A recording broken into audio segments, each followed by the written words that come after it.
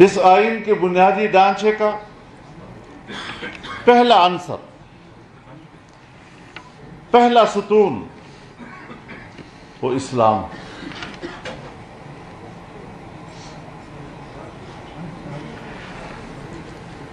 اس کا دوسرا ستون جمہوریت ہے۔ اس کا تیسرا ستون پارلیمانی طرز حکومت ہے، اور اس کا چوتھا ستون وفاقی نظام ہے، جو اس وقت تک 4 وحدتوں پر مشتمل ہے۔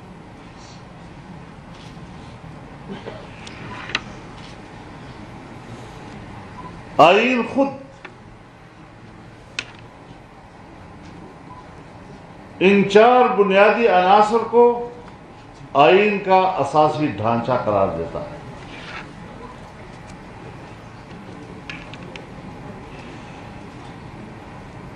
ہمارے ہاں اگر کمی ہے تو عمل درآمد کی۔ جیسے ایک مسلمان کلمہ تو پڑھ لیتا ہے، وہ مسلمان تو ضرور کہلاتا ہے، لیکن اگر ایک اسلام پر وہ عمل نہ کرے، کلمے کے تقاضوں کو عملی زندگی میں پورا نہ کرے، تو آپ مجھ سے زیادہ اس کی تعبیر کو سمجھتے ہیں۔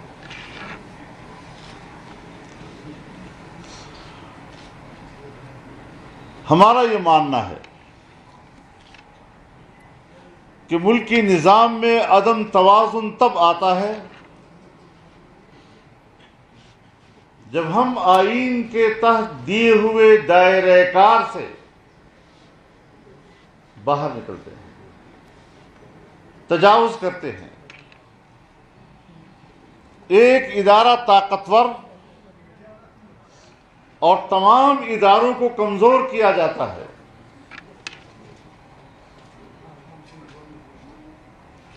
عدلیہ اپنے حدود میں نہیں رہتی،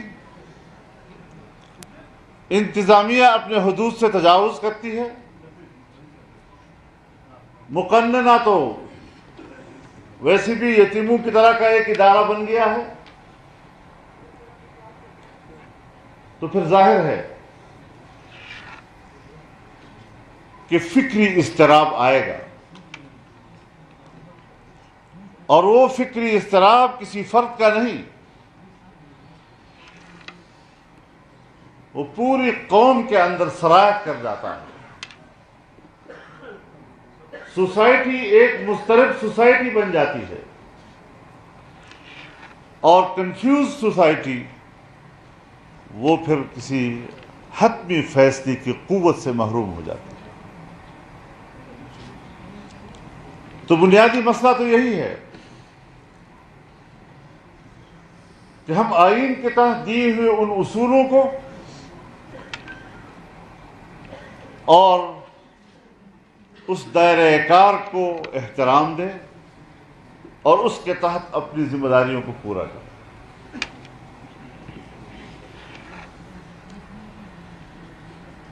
پھر ہمارے ہاں جب ہم داخلی طور پر کمزور ہوتے ہیں تو دنیا بھی ہماری کمزوری کا ناجائز فائدہ اٹھاتی ہے۔ بظاہر تو ہم ایک آزاد قوم ہیں، ہر 14 اگست کو ہم آزادی کا دن بھی مناتے ہیں، اور 75 سال سے منا رہے ہیں، لیکن سن 1945 کے جنگ عظیم دوم کے خاتمے کے بعد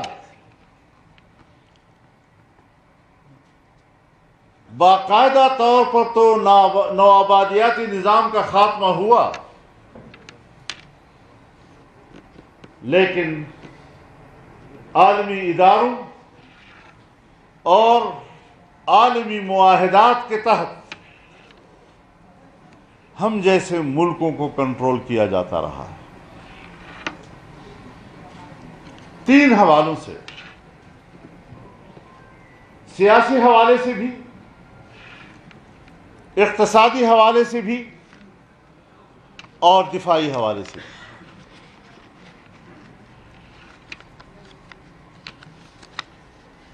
اقوام متحدہ، اس کی جنرل اسمبلی، اس کا سلامتی کونسل، جنیوا کا انسانی حقوق کمیشن، یہ تمام وہ ادارے ہیں جو ترقی پذیر دنیا کو کنٹرول کرتے ہیں۔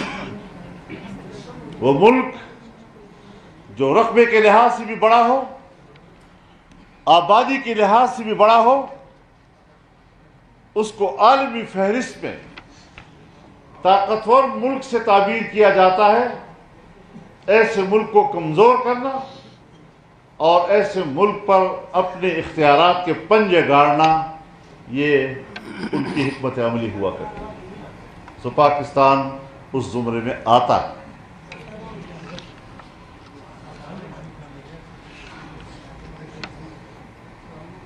ہماری اپنی پارلیمنٹ،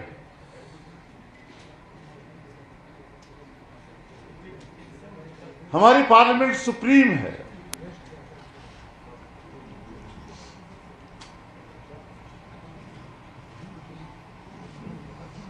وہ آئین بھی بناتی ہے، ترمیم بھی کرتی ہے، قانون بھی بناتی ہے، اس پہ ترمیم بھی کرتی ہے۔ لیکن اگر عالمی ادارے میں ایک قانون آ جائے کہ جو میرے ملک کے آئین کے ساتھ متصادم ہو، تو میرے اپنے ملک میں اور اپنی سرزمین پر میرا اپنا آئین، میرا اپنا قانون غیر مؤثر ہو جاتا ہے اور عالمی ادارے کا فیصلہ میرے ملک میں مؤثر کہلاتا ہے۔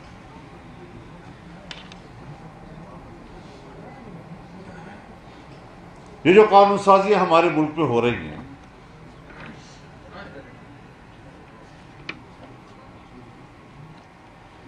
جس سے ہمارے خاندانی زندگی، ہماری خاندانی اور معاشرتی زندگی کے شریعت کی حدود کو پامال کر دیا ہے، جبکہ میرا آئین کہتا ہے کہ حاکمیت اعلیٰ اللہ رب العالمین کی ہے۔ اسلام پاکستان کا مملکتی مذہب ہے۔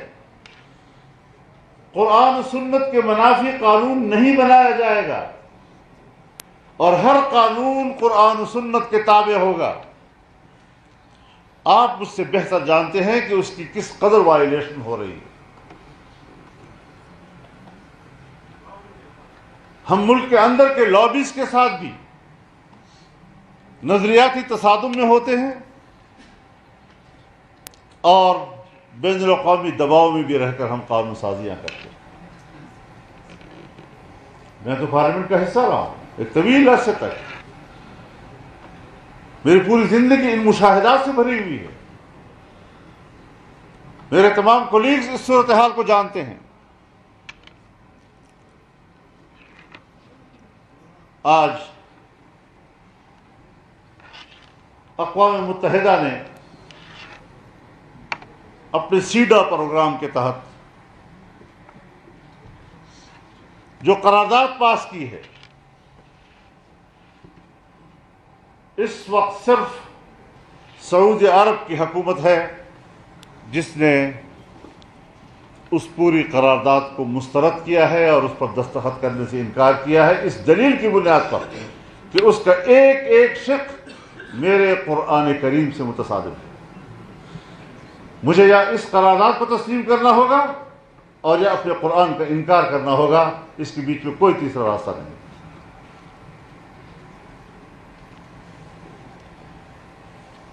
اب جہاں ترقی پذیر ممالک غریب اور پسماندہ ممالک کے داخلی اختیار پر اس طرح کے پنجے گاڑے جائیں گے اور ہم ان کی خواہش کے خلاف فیصلے کریں، تو پھر اس کے بعد وہ اقتصادی پنجہ آگے آتا ہے کہ پھر مجھے اقتصادی لحاظ سے غلام بنایا جاتا ہے۔ ورلڈ بینک کے ذریعے، ایشین بینک کے ذریعے، IMF کے ذریعے، FATF کے ذریعے، کتنے ادارے ہیں کہ اگر آپ مغربی ترجیح کو چیلنج کریں یا کسی عالمی قوت کے خواہش کو مسترد کریں تو آپ پر اقتصادی قدغنیں لگتی ہیں۔ صرف یہ نہیں کہ عالمی ادارے آپ کو امداد کی وہ قسط جو آپ کا حق ہوتا ہے وہ دینے سے انکار کرتے ہیں، انہوں نے اب اپنی حیثیت کو مفتاح کی حیثیت قرار دی، چابی کی حیثیت قرار دی، کلید کی حیثیت قرار دی ہے کہ اگر وہ اجازت نہ دے تو دنیا کا کوئی دوسرا ملک بھی آپ کی مدد نہیں کر سکتا۔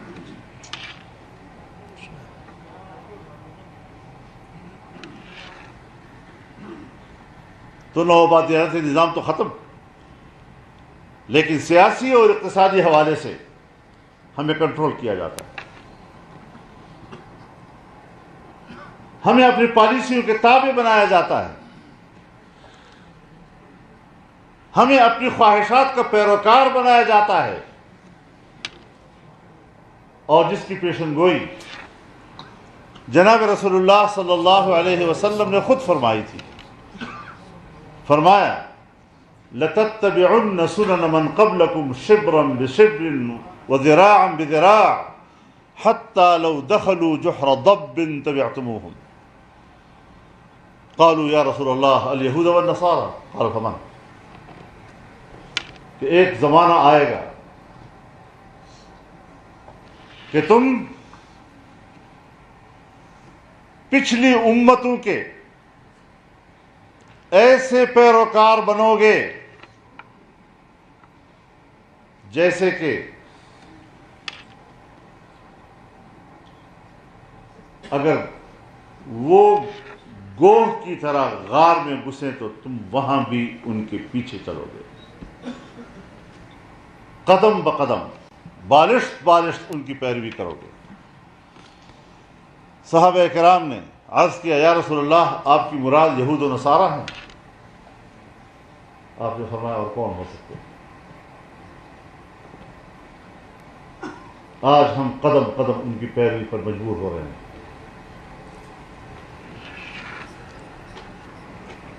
تو سیاسی آزادی بھی ہماری سلب، اقتصادی آزادی بھی ہماری سلب، اس کو بھی باہر سے کنٹرول کیا جا رہا ہے۔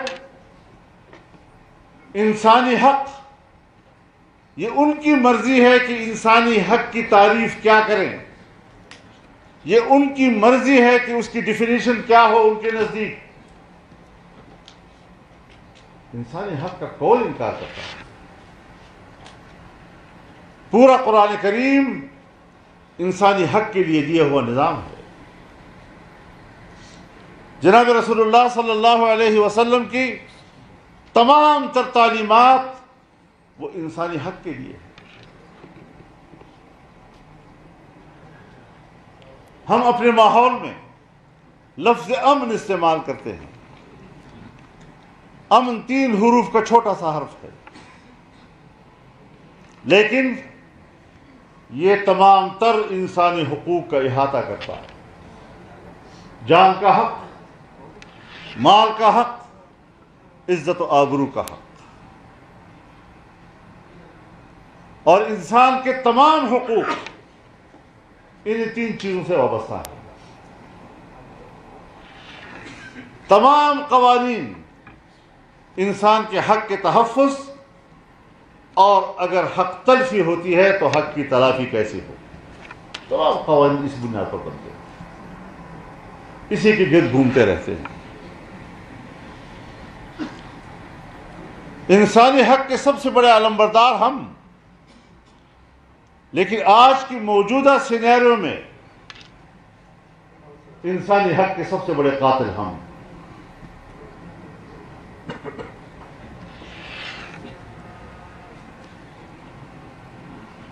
تو انسانی حق پر تو اتفاق، لیکن اس کی تعریف و تفسیر پر اختلاف۔ لیکن یہ جو آپ ہم پر امپوز کرتے ہیں، یہ کون سا جمہوری طریقہ ہے؟ جس جمہوریت کی راگ آپ الاپتے ہیں پوری دنیا میں، اور جس جمہوریت کے معیارات آپ مقرر کرتے ہیں، آپ کے اپنے معیارات کے تحت آپ ہم پر اپنی رائے کیسے امپوز کر سکتے ہیں؟ کس طرح آپ ہم پر مسلط کر سکتے ہیں اپنی رائے کو؟ لیکن ہو رہا۔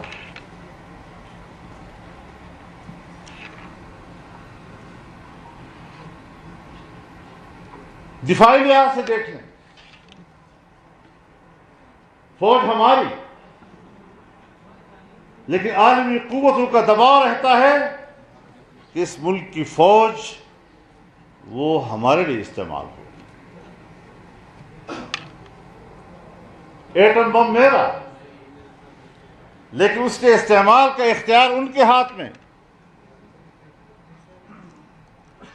کبھی این پی ٹی پہ دستخط کرو، کبھی سی ٹی بی ٹی پہ دستخط کرو،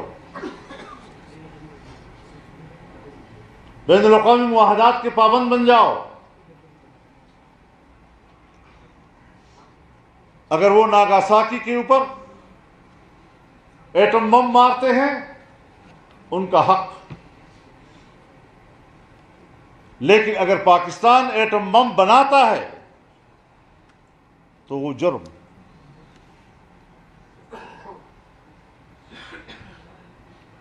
اگر اسرائیل کے پاس سینکڑوں ایٹم بم ہوں،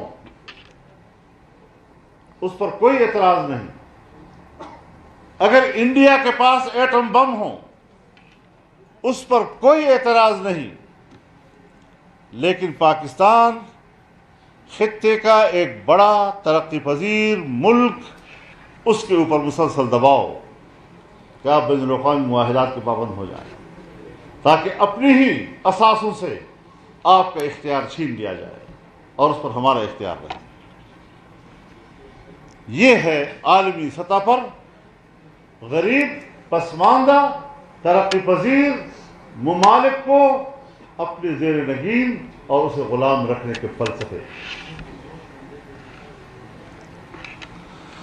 یہ ساری وہ چیزیں ہیں جسے ہم نے قومی سطح پہ سوچنا ہے، لیکن قومی سطح پر ہم سے سوچ کی صلاحیت چھین لی گئی۔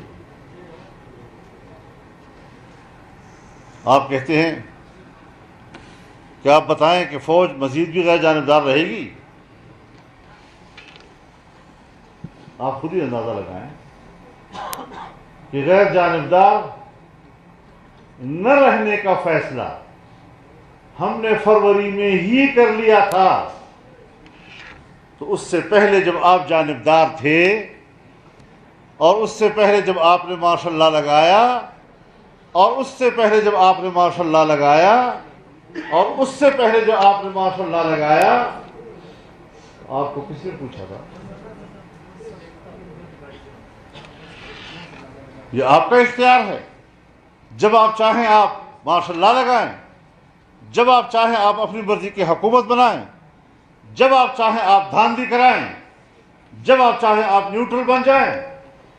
ہماری یہ رائے ہے کہ جس طرح میں پاکستان کی شناختی کارڈ ہولڈر ہوں، اور اس تعارف سے میں ایک پاکستانی ہوں، ایک بہت بڑا بیوروکریٹ ہو، چاہے بڑا جرنیل ہو، وہ بھی اسی شناختی کارڈ کے تحت پاکستان کا شہری ہے۔ شہری ہونے میں ہم برابر ہیں، کوئی ایک دوسرے کا برابر نہیں۔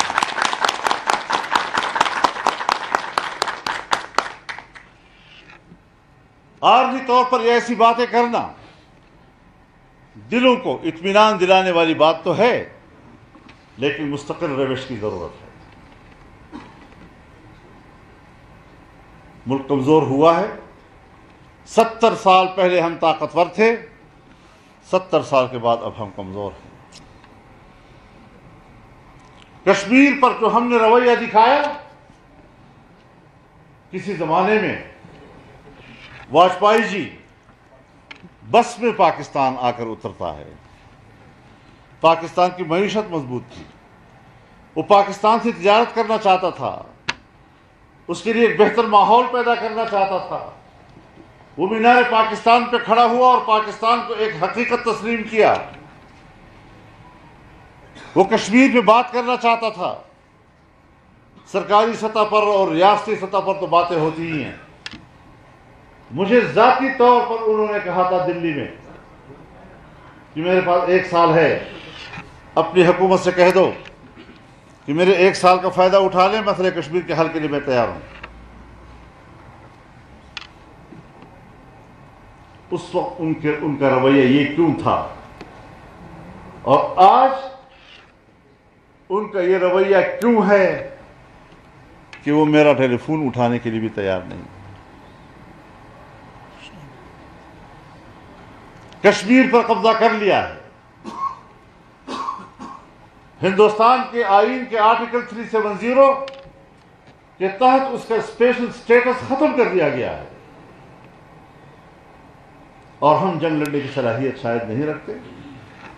کیا کمزوریاں ہیں ہمارے پاس؟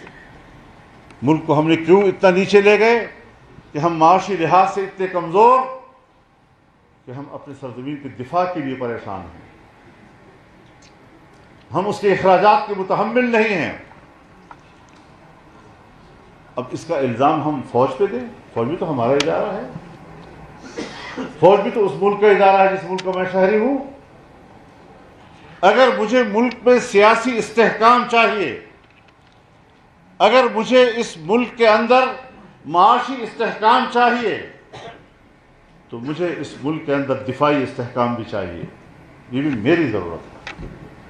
میں کبھی بھی فوج کو اس معاملے میں اپنا فریق تصور نہیں کرتا، اور نہیں ایسے حالات پیدا ہونے چاہیے جہاں کوئی سیاستدان فوج کو اپنے مد مقابل تصور کرتا.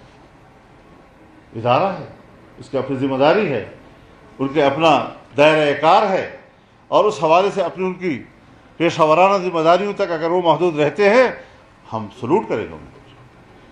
لیکن مستقل پالیسی کے تحت ہمارے رویوں میں تبدیلی آنی چاہیے، ہمارے اداروں کے رویوں میں تبدیلی آنی چاہیے، اور ایسی تبدیلی کہ جس کو آئین کا عکاس کہا جا سکے.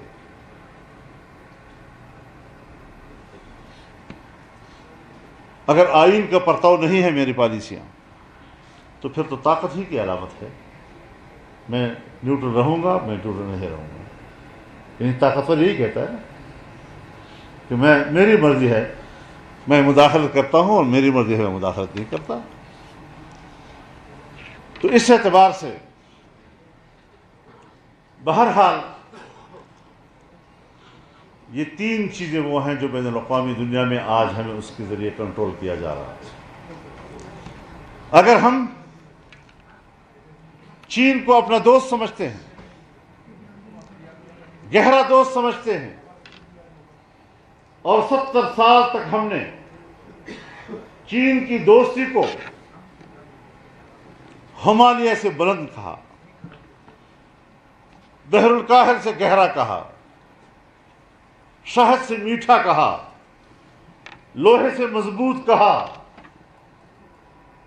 70 سال کے بعد جب وہ دوستی ایک معاشی دوستی میں تبدیل ہوئی، اور اس نے پاکستان کے اندر سرمایہ کاری کا فیصلہ کیا، اور اس کے تمام مراحل مجھے معلوم ہیں کہ جب 1995 میں خارجہ امور کمیٹی کی چیئرمین کی حیثیت سے میری کمیٹی کو دعوت دی گئی، اور ہم پوری کمیٹی وہاں گئے، اور انہوں نے ہمیں سوویت یونین کے کمیونسٹ سسٹم کے شکست کے بعد ایک نئے ویژن کے ساتھ ایک نئے اقتصادی نظام ہمارے سامنے پیش کیا، اور دنیا کو تجارت کے راستے سے انگیج کرنے کا فلسفہ بتایا.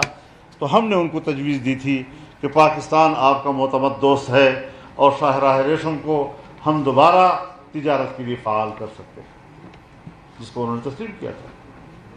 لیکن ہم نے 2014 میں اس کے سربراہ کے پاکستان دورے کا راستہ روکا.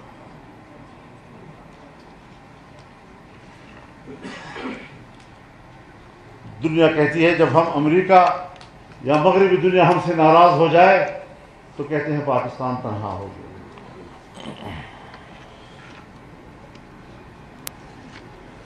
تو ہم یہ کہتے ہیں پاکستان تنہا ہو گیا، لیکن میرے نزدیک پاکستان اس وقت تنہا ہوتا ہے جب وہ ریجن میں تنہا ہو جائے۔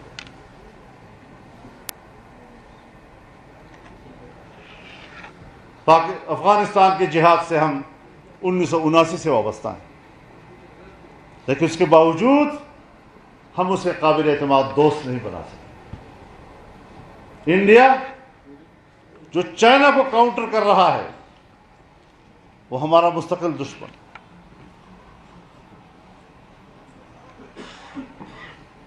ایران کے ساتھ ہمارے تعلقات میں پڑوسی ہونے کے باوجود گرم جوشی نہیں ہے۔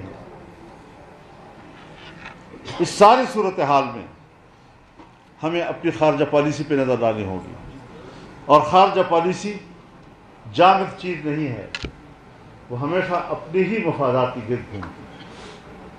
ہم اپنے پہلے مفادات کا تعین کریں کہ ہمارا مفاد کیا ہے، اور پھر ہم اس کے بعد اس حوالے سے اگلے اقدامات کی طرف جائیں۔ ہمارے اپنے ملک کے اندر سن 1973 کے آئین کے تحت صوبوں کو اختیارات دیے گئے محدود پیمانے پہ، اور 18ویں ترمیم میں بہت زیادہ اختیارات صوبوں کو دیے گئے، لیکن اس وقت بھی اس پر عمل درآمد میں کمی ہے، اس کی امپلیمنٹیشن اس طرح نہیں ہو رہی ہے۔ جمعیت علماء اسلام اپنے منشور کے حوالے سے، نظریاتی حوالے سے واضح ہے اس حوالے سے کہ ہر صوبہ اپنے وسائل کا خود مالک ہو، ہر صوبے کا عوام، ہر صوبے کا بچہ اپنے وسائل کا خود مالک ہو، اور اس پر کوئی دوسرا طاقت، کوئی دوسرا صوبہ اس پر قبضہ نہ کر سکے۔ بلوچستان اس وقت معدنی ذخائر سے مالا مال ہے، اس میں کوئی شک نہیں۔ صوبہ خیبر پختونخوا، اس کے پہاڑ معدنی ذخائر سے مالا مال ہیں، لیکن اپنے ہی وسائل پر ہماری قدرت نہیں ہے۔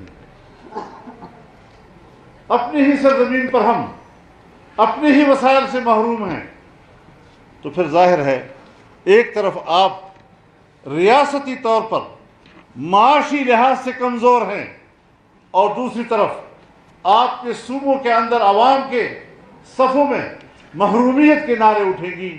یہ چیزیں ریاست کے خاتمے کا سبب بنتی ہیں۔ اگر ہم نے اس ریاست کو بچانا ہے، اس کو طاقتور رکھنا ہے، اس کو عبدالآباد تک زندہ رکھنا ہے، تو پھر ہمیں حقوق تسلیم کرنے ہوں گے۔ صوبوں کا حق تسلیم کرنا ہوگا، بلوچستان کا حق تسلیم کرنا ہوگا، چھوٹے صوبوں کا حق تسلیم کرنا ہوگا، اور اس پر کسی قسم کی کسی ادارے کی بالادستی جو ہے وہ قابل قبول نہیں ہے۔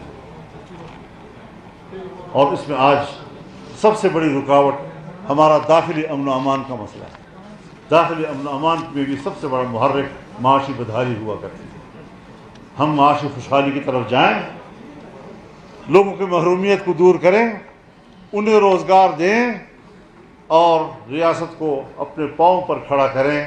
لیکن میرے انتہائی فاضل دانشور ساتھیوں، میں جس ماحول سے آپ کے پاس آیا ہوں، وہاں کی ہمارے مشاہدات یہ ہیں کہ پاکستان کی معیشت زمین بوس بھی ہو چکی ہے، دلدل میں چلی گئی ہے، اور دلدل میں پھنسا ہوا آدمی جب نکلنے کی کوشش کرتا ہے تو اور دھستا چلا جاتا ہے۔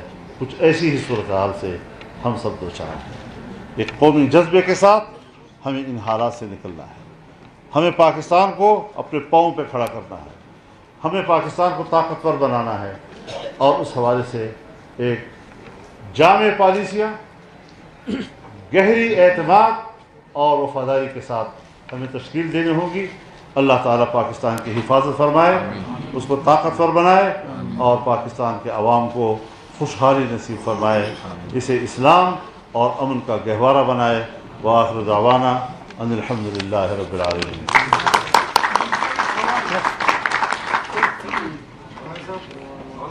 بسم اللہ۔ مولانا صاحب، جہاں تک آپ نے آئین کی بات کی، اور جہاں تک میں سمجھا ہوں یا پاکستان کے عوام سمجھتی ہے، جب یہ آئین ہمیں نہ تحفظ دینے میں تحفظ نہیں دے سکا، ہمیں انصاف نہیں دے سکا، ہمیں جمہوریت کو بچا نہیں سکا، تو ایسے آئین کے لیے کیا ایک نیا عمرانی معاہدے کی ضرورت نہیں ہے کہ ایک نیا آئین ساز اسمبلی تشکیل دیا جائے تاکہ صوبے 18ویں ترمیم کے بعد بھی اسلام آباد میں کچکول لیے پھرتے ان کو ان کی کچکول میں ایک جگہ تک نہیں ملتا؟ کیا ایک نیا عمرانی معاہدے کے تحت ایک نئی آئین ساز اسمبلی تشکیل نہ دیا جائے تاکہ ہم اس پولیٹیکل ٹرموائل سے نکل آئیں؟ یہ تو آپ ایسی بات کر رہے ہیں کہ میں ایک مسلمان ہوں کلمہ گو، لیکن بحیثیت کلمہ گو مسلمان کے مجھے کوئی خوشحالی نہیں مل سکی ہے، اور میرا کلمہ اور ایمان مجھے یہ خوشی نہیں دے سکا ہے، تو کسی اور مذہب کی طرف نہ چلے جائیں۔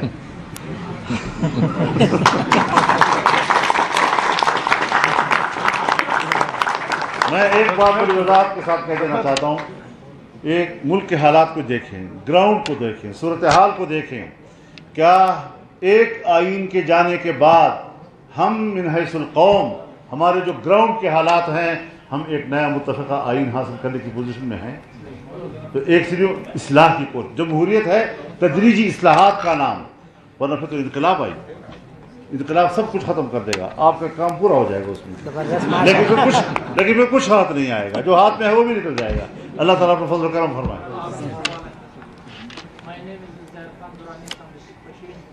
سر ہماری کوشچن یہ ہے کہ 1979 سے لے کر ابھی تک 2022 تک پاک افغان میں جو یہ اسمبلی چل رہی ہے، آپ لوگوں نے ابھی تک گورنمنٹ آف پاکستان نے، فیڈرل گورنمنٹ نے افغانستان اسلام امارات کو تسلیم کیوں نہیں کیا؟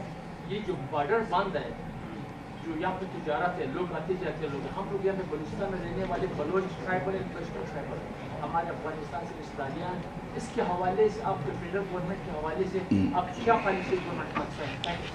اچھا بندہ آپ کو ہاتھ آیا ہے آج۔ جو آپ کی رائے ہے 100% میری یہی رائے ہے، لیکن حکومت چونکہ قومی ہے، 11-12 جماعتیں اس میں شامل ہیں، ایک پارٹی اکیلے فیصلہ نہیں کر سکتی، ورنہ میں افغانستان کی امارت اسلامیہ کو رسماً تسلیم کرنے کو پاکستان کے مفاد میں سمجھتا ہوں، افغانستان کے مفاد میں سمجھتا ہوں، اور تبھی ہم خطے میں ایک گہری دوستی کی طرف جا سکیں گے، ورنہ روز بروز ہمارا عدم اعتماد بڑھتا جا رہا ہے۔ مہربانی۔